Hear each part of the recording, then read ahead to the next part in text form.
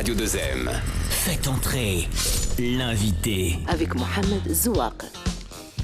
On prend les mêmes et on recommence. Le premier tour des élections présidentielles françaises ont conduit à un nouveau duel Macron-Le Pen. Mais contrairement à 2017, cette fois les sondages pour le second tour donnent un résultat bien plus serré. L'extrême droite peut-elle parvenir au palais de l'Élysée ? Quelle menace pour les millions d'immigrés et leurs enfants ? Et quel sort pour les millions de musulmans français déjà éprouvés par les attentats terroristes en France, mais surtout le climat islamophobe grandissant. Autant de questions auxquelles nous allons tenter de répondre dans le débat d'aujourd'hui, dans l'émission d'aujourd'hui, avec trois invités dans cette émission spéciale Marocain du Monde. Nous avons le plaisir donc d'avoir avec nous Jawed Bechar, militant pour les droits civiques. Bonjour si Jawed. Oui, bonjour, salam alaikum. Wa alaikum salam.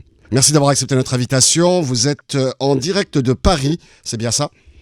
Exactement. Merci d'être avec nous. Nous avons également avec nous Boualem Azahoum, sociologue de l'immigration et militant associatif à Lyon. Bonjour si Boualem.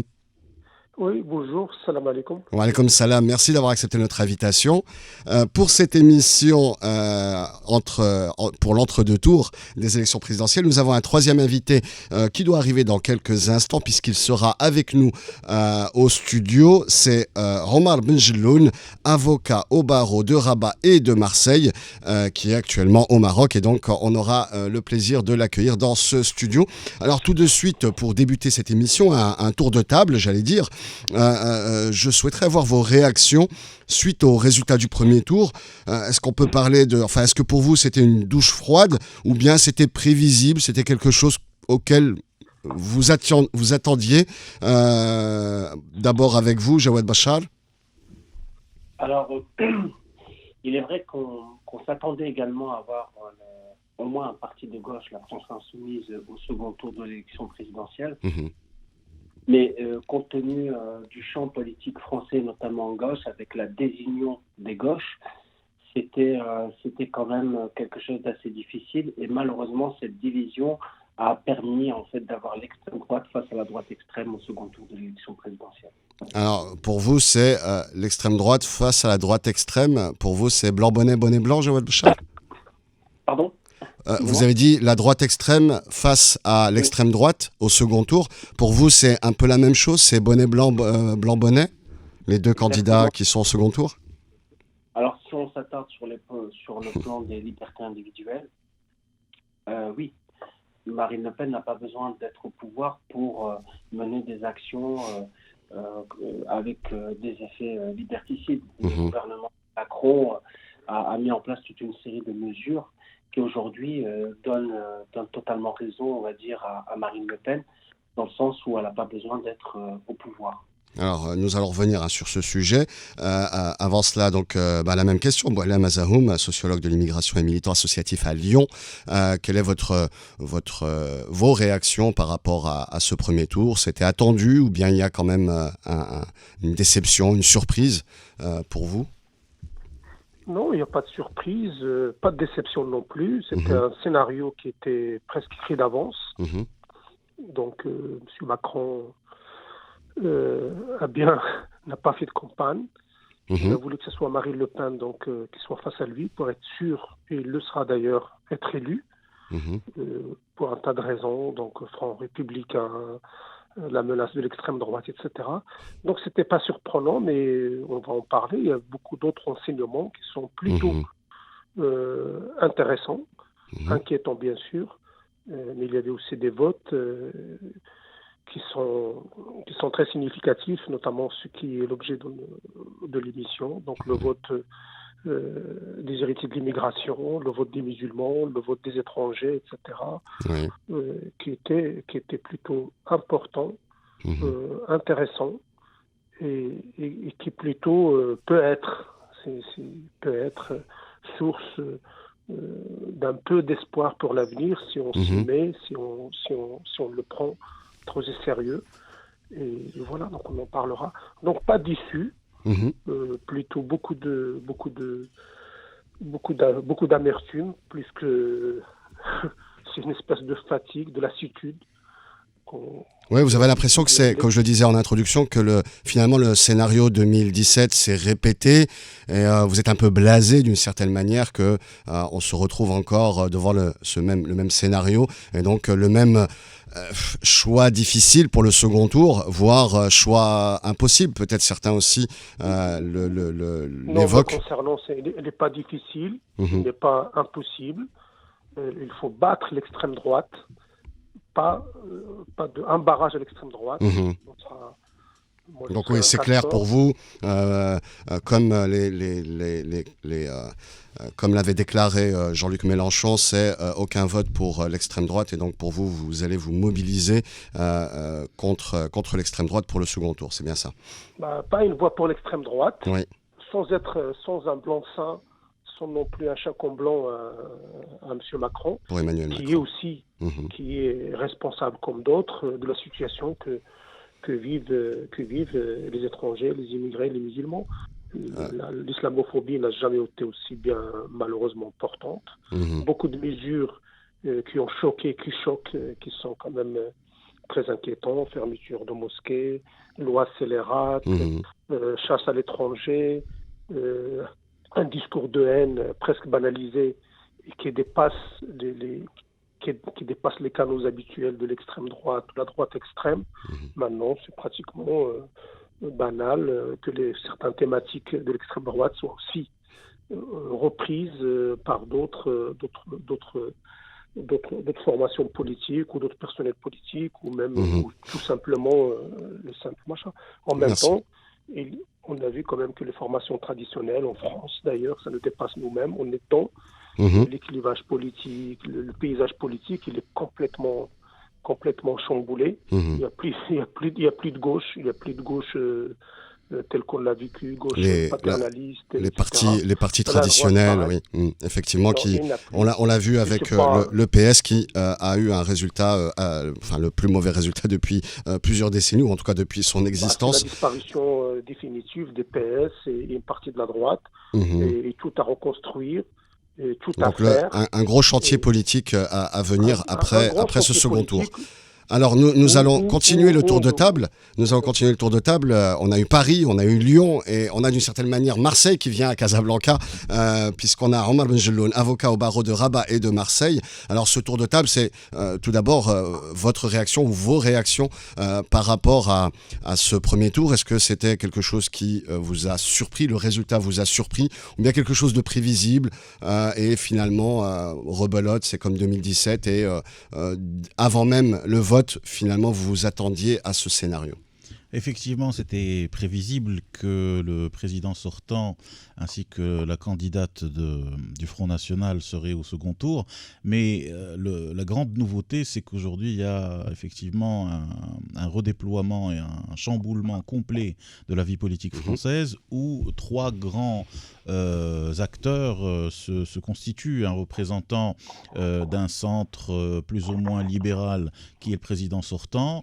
Bien sûr, l'archive colonialiste représentée par l'extrême droite et la gauche, la réincarnation de la gauche unitaire incarnée par Jean-Luc Mélenchon. Donc la grande nouveauté, c'est justement le triptyque qui forme aujourd'hui la vie politique française. Est-ce que vous voyez dans l'échec puisqu'il n'a pas réussi à passer au second tour, c'était quand même son ambition, de Jean-Luc Mélenchon, vous y voyez quand même des raisons d'espérer, puisque vous parlez d'une sorte de reconstitution de cette gauche autour de sa personnalité et de son mouvement?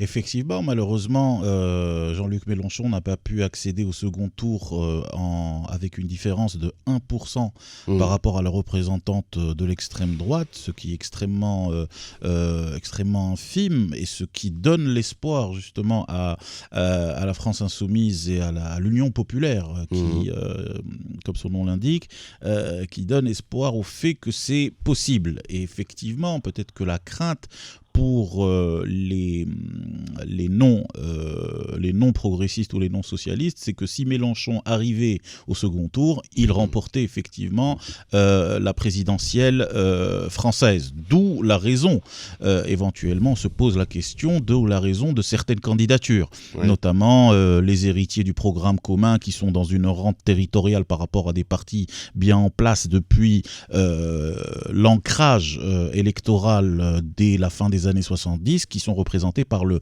PS et le Parti communiste français. Pour le PS, il n'y avait absolument aucun programme ni aucun enjeu. Donc nous avons eu une candidate qui est poussée par un ancien président pour justement prendre des voix à Jean-Luc Mélenchon, et nous avions bien sûr le Parti communiste français qui, malgré son adhésion, avec tout le respect qu'on lui doit par rapport à la libération de la France du joug nazi et son action pour les acquis sociaux des Français et puis de la communauté musulmane en particulier, malheureusement ils ont fait le choix de se présenter tout seuls alors qu'ils sont déjà dans une course électorale commune avec Jean-Luc Mélenchon lorsqu'il s'agit d'élections législatives, d'élections communales, cantonales et tout le reste. Donc la question se pose, pourquoi ces candidatures ont eu lieu. Je pense que les 4,4% donc de la somme des voix d'Hidalgo, maire de Paris, et du Parti communiste français ont été manipulés à Jean-Luc Mélenchon. Voilà, pour affaiblir Jean-Luc Mélenchon. Ouais. Alors on va rentrer dans le détail le détail, quelques aspects de ce vote, et notamment, alors il y a un sondage IFOP, le vote musulman, on parle de vote musulman, il y a un sondage IFOP commandé par le journal La Croix, le candidat de la France Insoumise a rassemblé près de 69% précisément de votants musulmans, ou qui se déclarent musulmans, contre 14% seulement pour celui de la République En Marche. Alors en 2017, la répartition c'était 37% pour Mélenchon et 25% pour Macron. Donc on voit qu'il y a eu un mouvement de bascule énorme. Jawad Bachar, vous-même vous avez suivi ce qu'on appelle le vote musulman, ou ceux qui se déclarent musulmans. Quelle lecture faites-vous de cette bascule vraiment, on a l'impression que c'était tous les musulmans, d'une certaine manière, en tout cas plus des 2/3, votent à gauche et votent notamment Mélenchon. Il y avait une sorte de vote barrage contre l'extrême droite. Quelle est votre lecture par rapport à ce mouvement-là ? D'abord, rappeler qu'aujourd'hui, au sein de la communauté musulmane, il y avait des associations comme le collectif contre l'islamophobie en France, qui font un véritable travail pour identifier l'acte islamophobe et ses ramifications. Chaque année, il publiait un rapport où il expliquait avec des chiffres clés les réalités de l'islamophobie en France. Et dans le cadre de ces rapports, les chercheurs, etc., ont expliqué que le discours islamophobe générait des actes islamophobes. Donc, la part aujourd'hui des discours islamophobes dans les médias ou dans les partis politiques ou dans l'arène parlementaire, que ce soit à l'Assemblée nationale ou au Sénat, c'était on va dire, des faits réguliers, si on peut se présenter les choses de cette manière. Je vais prendre en exemple l'affaire du conseil régional en Bourgogne-Franche-Comté, où c'est Julien Andoul qui a discriminé ouvertement une jeune maman avec son fils devant les élèves, devant les conseils régionaux, dans le cadre d'une sortie scolaire. Ça, c'était juste une illustration. Ensuite, vous avez eu tous les discours au sein de l'hémicycle où on stigmatisait les musulmans. Et Jean-Luc Mélenchon a marqué clairement une différence dans ses prises d'opposition, ses discours concernant notamment la loi sur le séparatisme, remise en question très claire et nette de certains propos qui étaient tenus par, on va dire, des politiques ou des représentants médiatiques, etc., où Mélenchon tenait, on va dire, la riposte, d'une certaine manière. Cela, ça s'est traduit par un soutien massif au sein de la communauté musulmane qui a effectivement voté pour Jean-Luc Mélenchon. Et cette étude de la Croix, effectivement, on peut s'attarder dessus parce qu'elle met en lumière effectivement ce vote d'adhésion à Jean-Luc Mélenchon. Mais bien au-delà, il faut rappeler aussi que la France Insoumise, alors moi je ne suis pas adhérent à France Insoumise, je suis en droit civique et je constate les choses sur le terrain. Et mon objectif, c'est d'améliorer les conditions de vie, notamment les acquis en matière de liberté. Qu'est-ce qu'on a vu ? On a vu un véritable travail de terrain avec l'Union populaire, un front populaire, on va dire, dans les quartiers populaires, où sont principalement aujourd'hui les musulmans, ils sont quand même assez encore présents dans les quartiers populaires. Donc il y a cette question sociale et cette question de liberté individuelle qui était au centre de ces préoccupations au sein de la population, qui aujourd'hui se sont reconnus dans le discours de Macron et ont transformé leur adhésion par le bout d'un vote. Et la présence de Jean-Luc Mélenchon et de certains députés de la France Insoumise à la fameuse grande marche du 10 novembre, qui était une marche unique sur la question de l'islamophobie, a démontré que effectivement Jean-Luc Mélenchon prenait à cœur, on va dire, la question des libertés individuelles et des libertés religieuses. Il y a l'adhésion au programme de Jean-Luc Mélenchon et aux positions de Jean-Luc Mélenchon, mais il y a peut-être aussi une crainte que l'extrême droite parvienne au second tour et ensuite à l'Élysée de la part des musulmans qui sentent bien qu'il y a une hostilité qui leur est directement adressée, que ce soit d'ailleurs par les deux candidats, Marine Le Pen ou Éric Zemmour, puisqu'ils ont été un petit peu au centre des crispations de ces deux candidats. Alors, à la différence des deux candidats Zemmour et Le Pen, Macron, lui, a mis en place une politique, et j'assume complètement le mot, évidemment, il a mis en place aujourd'hui des lois. Je vais reprendre le terme de notre collègue qui est ici présent, de loi séparate aujourd'hui qui vise clairement la pratique musulmane, la loi sur le séparatisme. Et aujourd'hui, ces questions-là montrent qu'il y a une régression en matière de liberté. Et d'ailleurs, il suffit juste de lire, indépendamment des associations françaises, ce que disent les organisations internationales des droits de l'homme sur ce sujet-là. C'est une alerte très grave. C'est une alerte qui est déclenchée, en tout cas tous les indicateurs sont rouges, en matière de liberté individuelle. Il y a des lois et aux effets liberticides en France qui aujourd'hui sont dénoncées au plus haut niveau international, mais l'enjeu électoral prime en réalité sur les libertés, les droits des citoyens et citoyennes françaises. Alors, Boualem Azahoum, de la même manière, même si on ne peut pas superposer les cartes, mais il y a bien évidemment des points communs, de la même manière qu'il y a eu une mobilisation du vote dit musulman, il y a aussi une mobilisation dans les quartiers populaires, avec une vague de votes utiles pour faire barrage à l'extrême droite, ou en tout cas ça a été proclamé par de nombreux militants associatifs, mais aussi citoyens, lambda, sur les réseaux sociaux, un vote utile pour faire barrage à l'extrême droite, mais en même temps, j'allais dire, il y a le verre est à moitié vide ou à moitié plein. En même temps, il reste une abstention importante dans ces quartiers populaires et notamment chez les jeunes de ces quartiers populaires. Comment jaugez-vous un petit peu à la fois cette mobilisation, mais en même temps ce manque, ces centaines de milliers de voix qui manquaient à la gauche pour passer au second tour? Boualem Azahoum, en tant que sociologue de la migration et militant associatif. Surtout beaucoup en tant que militant, parce que moi-même je suis concerné, j'habite dans un quartier populaire, dans un réseau associatif qui est dans toute la France. Non, il n'y avait pas un vote forcément d'adhésion, c'est un vote, un réflexe d'autodéfense, de légitime défense. Donc il y avait quand même des attaques incessantes. Beaucoup pensaient qu'il y a risque, qu'il y a danger. C'est tel qu'il a été vendu par la presse, par les médias, c'était quand même un matraquage incessant. Macron, il était aussi, comme il l'a dit monsieur juste avant, il est comptable, il est comptable de beaucoup de règles, de lois, et de déclarations, d'actions. Bon, je ne vais pas le répéter ce qu'il a fait, etc. L'islamophobie a beaucoup prospéré aussi avec Macron et son entourage. Et c'était un réflexe d'autodéfense. C'est un vote très important, significatif, mais il n'est pas non plus massif. S'il était massif, s'il était proportionnel et à la hauteur de la présence des personnes héritières d'immigration ou de confession musulmane, Mélenchon il serait déjà au deuxième tour et très largement devant. Donc il y a beaucoup, comme ils sont à l'image du pays, beaucoup se sont abstenus. Les quartiers continuent malheureusement à s'abstenir, à ne pas aller voter, parce que l'offre politique n'est pas satisfaisante, il n'est pas à la hauteur des enjeux, et il y avait des réflexes par rapport à des thématiques précises. Mélenchon, il a saisi, il a compris d'ailleurs la dernière fois, il a perdu de très peu, il a perdu parce qu'il n'a pas mobilisé les quartiers populaires, les gens d'immigration, etc., les héritiers d'immigration.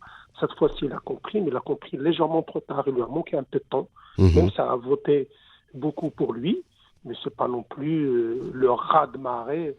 Donc il y a encore un gros travail à faire au niveau des quartiers populaires pour mobiliser, que ce soit pour les législatives ou pour les prochains scrutins, le vote populaire des quartiers populaires, et notamment la jeunesse. C'est un vote d'adhésion, pas un vote c'est le challenge, effectivement. Vote contre. Mais en tout cas, c'est en France pour prouver qu'on existe, et pour prouver qu'on existe, il faut aussi prouver qu'on peut faire presque mal.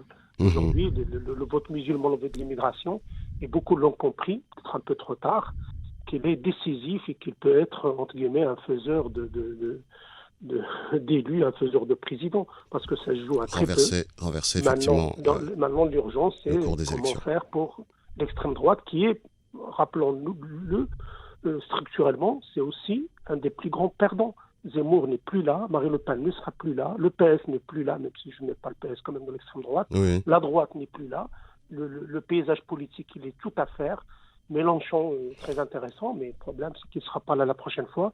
Donc il faut reconstruire effectivement sur ces ruines, j'allais dire, sur les ruines des partis traditionnels et sur les dommages causés ces dernières années. Alors, Omar Benjelloun, sur ces deux caractéristiques du vote, j'en rajouterai une troisième. D'ailleurs, vous aviez fait une tribune sur Yebiladi, vous avez publié une tribune sur Yebiladi en 2017 concernant le vote des Français au Maroc.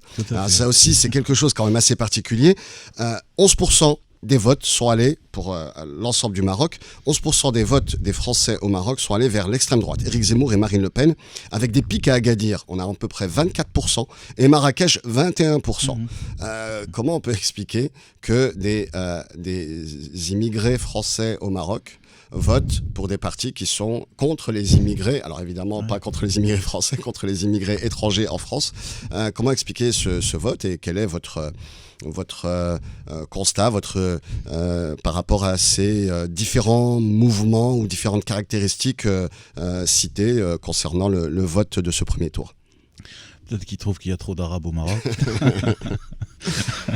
Non, mais plus sérieusement, la communauté française au Maroc a mis Jean-Luc Mélenchon en premier. Oui. Donc ça, c'est là aussi, il y a une mobilisation, et là, ça ressemble effectivement au quartier populaire et au vote musulman qu'on a cité un peu avant. Tout à fait. Donc c'est une très bonne nouvelle, mais effectivement, la bizarrerie, c'est que nous avons, comme vous avez dit, Si Mohamed, 11% qui ont voté Le Pen et même Zemmour. Bon, c'est vrai que Marrakech-Agadir connaît la réception d'une forte communauté de ce qu'on pourrait appeler des exilés judiciaires, dans le sens où c'est très connoté avec le milieu, et vous savez que...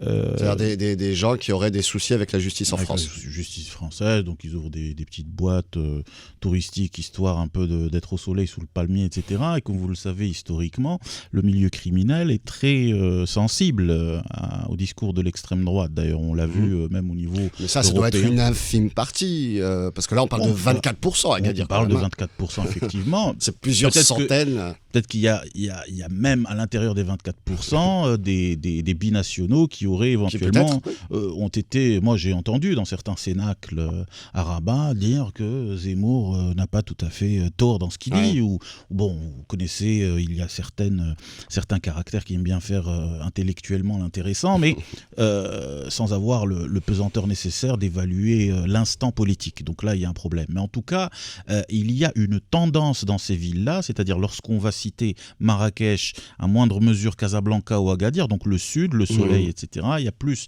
d'exilés judiciaires qu'à Rabat, où c'est une forte communauté d'intellectuels, des profs, des artistes, des écrivains, des entrepreneurs, des diplomates, etc. Donc on n'est pas dans le même registre, ou bien Tanger ou Fès, qui sont plus d'anciens Français du Maroc, qui eux ont la bonne boussole, connaissent un peu le contrat social républicain français, contrairement à d'autres, notamment Casablanca, Marrakech ou Agadir. Donc là, c'est l'une des explications qui ferait que les deux représentants anciens et nouveaux de l'extrême droite font du score dans ces villes, ce qui est indicateur d'une très très grande hypocrisie, voire schizophrénie de cette communauté qui vit donc dans un pays comme le Maroc, qui connaît une tolérance par rapport à toutes ces communautés, qui a une histoire aussi bien de coexistence et puis pacification sociale avec ces différentes communautés, la communauté juive ou bien même les voisins. Nous avons été un pays qui est fondateur de l'Union du Maghreb arabe, dans le fait résistant, dans l'histoire, etc. Donc tout ce que représente l'extrême droite par rapport au fait que c'est un parti qui est une relique de la page coloniale française qui s'est réconciliée avec elle-même et qui, de par les indépendances, a construit un partenariat avec les anciens pays et les anciens peuples anciennement colonisés qui sont devenus indépendants. L'extrême droite, malheureusement, n'a pas sa place dans cet état d'esprit parce qu'elle représente ce passé colonial et elle représente aussi ce passé antisémite qui n'est pas forcément conforme à ce que représente le Maroc. Donc cette population qui vit au Maroc ou en Tunisie, on a vu aussi, je crois qu'au Sénégal aussi, il y a eu un fort vote pour l'extrême droite. D'accord. Bon. Donc apparemment, Israël aussi, Éric Zemmour a fait un carton en Israël. Donc apparemment, beaucoup de Français de l'étranger ont voté aussi ou continuent de voter pour l'extrême droite, puisque ce n'est pas un fait nouveau, même s'il s'est accentué avec la candidature d'Éric Zemmour. Oui, tout à fait, ce qui est pour ma part plus ou moins hypocrite et schizophrénique et donc ne devrait pas éventuellement continuer dans cette voie et donc il faut qu'il y ait un encadrement justement des représentants consulaires, de la société civile de cette communauté, surtout au niveau des binationaux pour que les idées de l'extrême droite ne puissent plus convaincre au moins parmi la communauté de ce qu'on appelle les Français de l'étranger. Alors, on a fait ce tour d'horizon sur le vote du premier tour. Passons au second tour. Un quid du second tour. On a l'impression que les gens qui s'étaient mobilisés en 2002-2017 contre l'extrême droite sont quelque peu blasés, déboussolés, fatigués peut-être d'une certaine manière. Est-ce qu'on peut attendre à une sorte de... Alors, on parle de front républicain, même si ça a été, le terme a été rejeté par Emmanuel Macron, en tout cas de mobilisation républicaine face à l'extrême droite, ou bien non, on ne peut pas cette fois-ci redemander aux gens, aux citoyens de se mobiliser alors qu'ils ont été peut-être déçus par le mandat d'Emmanuel Macron.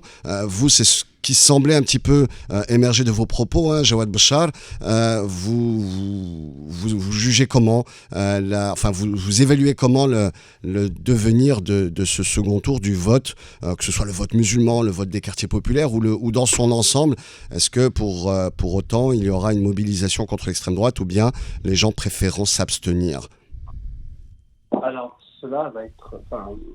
j'ai pas l'habitude de faire des projections. Je ne suis pas sociologue ou statisticien là-dessus. Par contre... Mais ce qui se dit autour de vous, on va dire.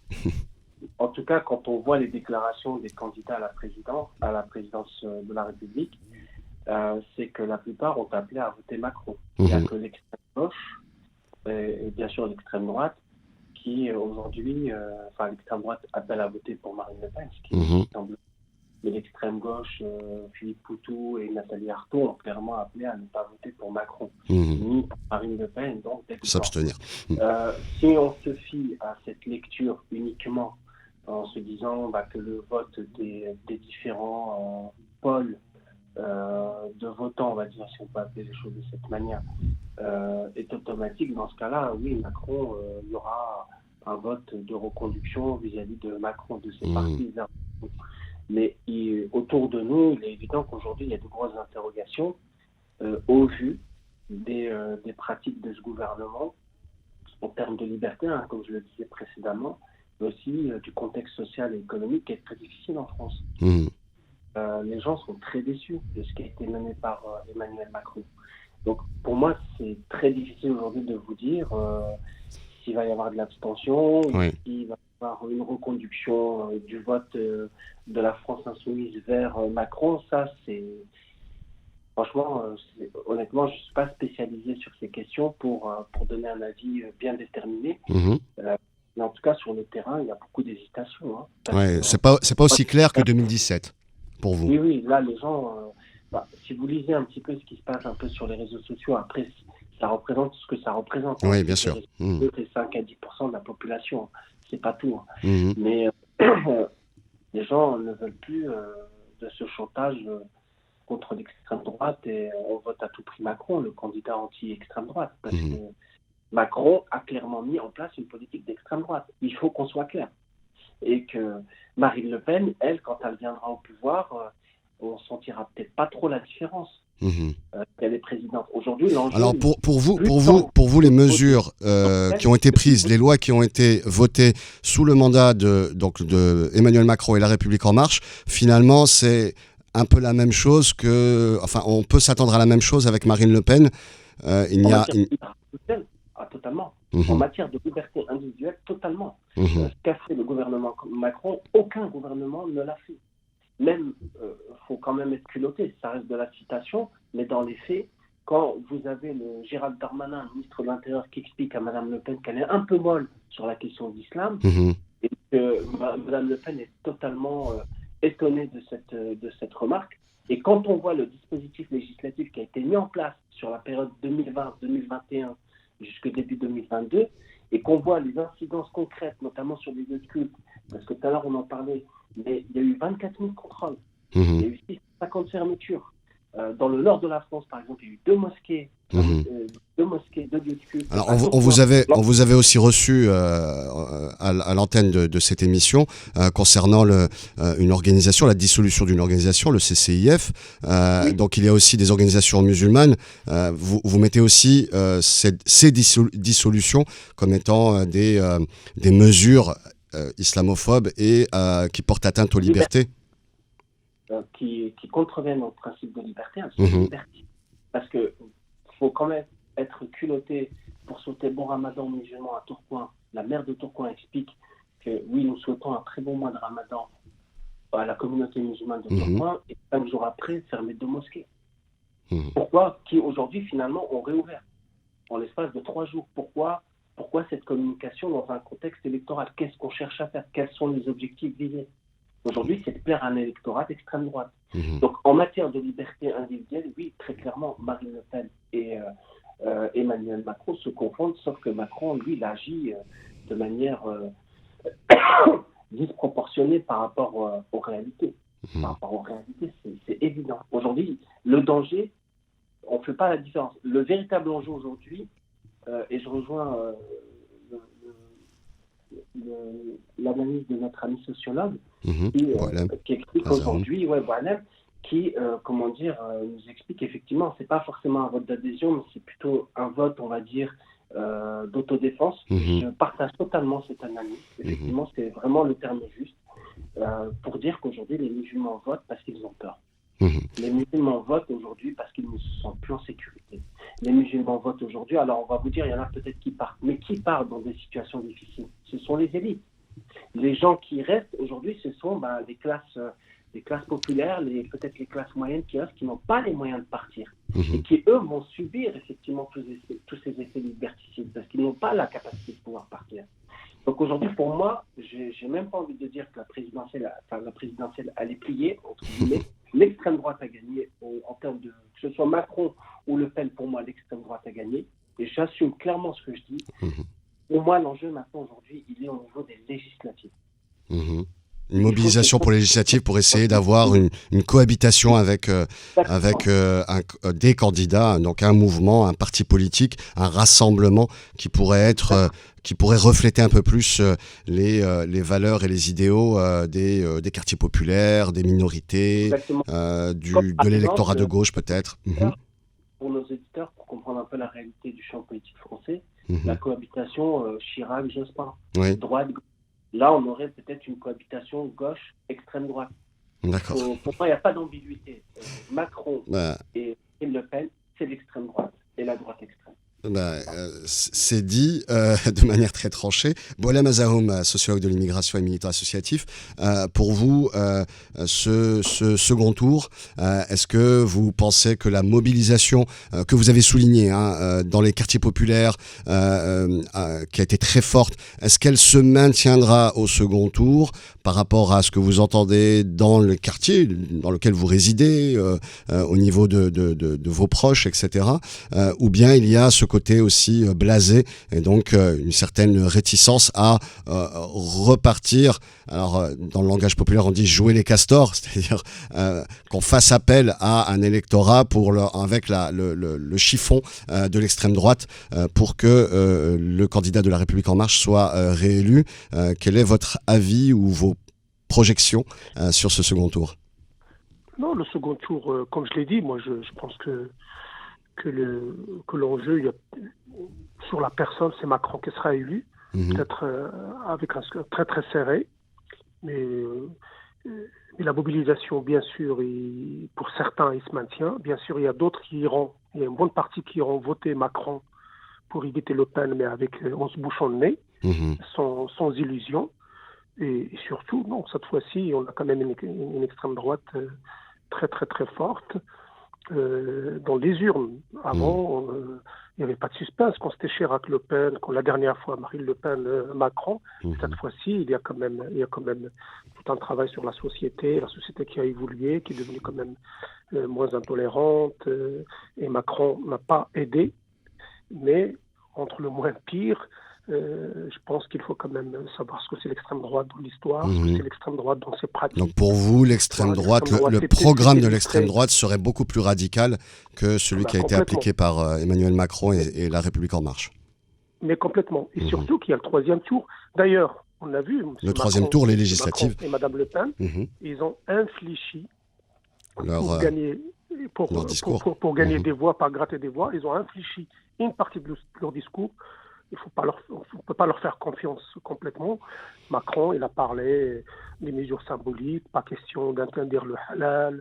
Il a parlé de laïcité plus ou moins ouverte, il n'a pas dit texto. Marine Le Pen, pour la première fois, il dit « j'ai rien contre les musulmans, j'interdirai pas tel truc, un truc trop technique, mais moi je ne le savais pas, j'autoriserai la viande halal ». Mais avec étourdissement ou sans étourdissement, effectivement, c'est le débat qui a lieu. Un étourdissement réversible, donc même elle est plus calée que certains imams sur ça. Donc à un moment donné, donc bien sûr qu'il y aura le réflexe, mais pour les élections législatives, maintenant, c'est une prise de conscience. On le savait, tout le monde le savait, les musulmans n'étaient pas conscients, les immigrés, de leur poids, qu'il est très déterminant. Ce sera surtout pour législatif et on verra même des gens d'extrême droite qui vont venir faire le tour des mosquées, faire le tour de telle association, etc. Mais cette fois-ci, il faut être vigilant, il faut être là. Maintenant aussi, Jean-Luc Mélenchon, qui a un peu capitalisé quand même le vote, une bonne partie des votes des jeunes, des votes des antiracistes, des votes des musulmans, des votes des quartiers populaires, il a une responsabilité. Il a appelé indirectement, il n'a pas dit, il a dit pas une seule voix pour Marine Le Pen, c'est-à-dire les voix au minimum, c'est pour Emmanuel Macron. Je pense qu'il aura quand même la responsabilité, la présence d'esprit d'exiger ou de continuer à exiger, je dis pas des garanties, mais des mesures précises. D'ailleurs, Macron lui a répondu sur l'âge de la retraite, qu'il a reculé sur telle ou telle mesure. Maintenant, il s'agit de voir qu'est-ce qui va être défendu, bec et ongle, que ça a été fait pour la communauté musulmane, pour les immigrés, pour les droits, pour les violences policières, pour le sécuritaire, pour les relations internationales, pour beaucoup de choses. Je pense que dans les quartiers, ça discute beaucoup, ça discute énormément. C'est légèrement, on voit, c'est pas des clivages, c'est pas des divisions, mais c'est des discussions. Il y a des personnes, pas question de voter ni l'un ni l'autre. Il y a des gens qui vont y aller, comme je dis, en se bouchant le nez. Il y a d'autres qui vont avoir une espèce pas d'abstention, presque bienveillante, mais en tout cas, pas une seule voix pour Marine Le Pen. Le danger, il est réel. Et l'extrême droite, ceux qui la prennent à légère, se trompent complètement.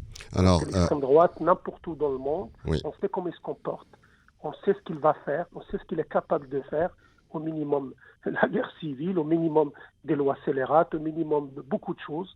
Donc à un moment donné, il faut faire très attention.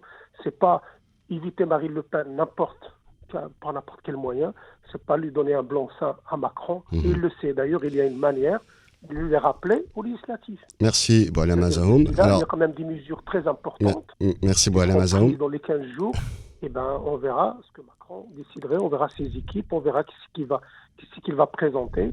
etc. Merci. Donc à un moment donné, moi je trouve qu'il Merci, faut être Boualem Azaoun. très vigilant. La parole à Omar Benjelloun pour terminer l'émission. On a dépassé d'ailleurs l'horaire, mais on a poussé un peu les émissions pour pouvoir caler cette émission dans son ensemble et vous laisser un maximum de temps de parole. Omar Benjelloun, pour vous, est-ce que c'est déjà plié ce second tour et donc parlons déjà du troisième tour, les législatives, ou bien non, attention, il y a un risque réel, comme disait Boualem Azaoun, il y a un risque réel. Marine Le Pen, ce n'est pas la politique de Emmanuel Macron, quelles que soient les critiques qu'on peut avoir sur la politique d'Emmanuel Macron pendant le mandat précédent. Et donc, il y a un risque réel, notamment pour nos compatriotes vivant en France, les musulmans, les Français de confession musulmane, les étrangers de manière générale, et même au-delà, différentes minorités qui pourraient être ciblées par les politiques de l'extrême droite. Oui, effectivement, contrairement à 2017 où le raisonnement était complètement, le déterminisme du chiffre et le déterminisme électoral donnait le président actuel vainqueur des élections. Aujourd'hui, c'est pas si évident à mon avis. C'est serré. C'est serré parce que bon, c'est vrai qu'il y a une analyse statistique des différents candidats pour voir qui va aller vers Macron et qui va aller vers Le Pen, mais rien n'est plié. Aujourd'hui, il faut que le collège électoral puisse faire la différence entre deux choses. D'abord, entre la nature de l'élection, c'est une élection présidentielle, donc ce n'est pas une élection pour faire émerger une majorité gouvernementale qui a pour principale prérogative de gérer l'administration, de déposer des projets de loi, etc. Nous sommes aussi dans l'incarnation d'un contrat républicain. On ne peut pas dire que le président sortant et sa contradictrice sont de la même école, ou viennent du même cheminement historique, ou sont du même paradigme intellectuel, ça serait faux. Donc nous ne sommes pas du tout dans le même mindset, dans le même état d'esprit par rapport à la relation ou à l'interprétation de ce contrat républicain dans sa gestion des communautés et dans sa gestion de la paix civile. C'est vrai qu'il peut y avoir des conjonctures et des contingences politiques où on fait des alliances de circonstances, mais ce qui intéresse éventuellement l'électeur aujourd'hui dans l'élection présidentielle, c'est éventuellement quelle incarnation identitaire, quelle incarnation idéologique, quelle incarnation contractuelle en termes nationaux représente ces différents électeurs. Macron et Le Pen, ce n'est absolument pas la même chose. Donc là, une fois qu'on parle de la nature des élections, on va parler aussi des priorités. Ce qu'on vient de dire est aussi une priorité par rapport, c'est-à-dire qu'on débat la nature des lois et la nature des acteurs des dites lois une fois qu'on a réglé la question de l'incarnation et non pas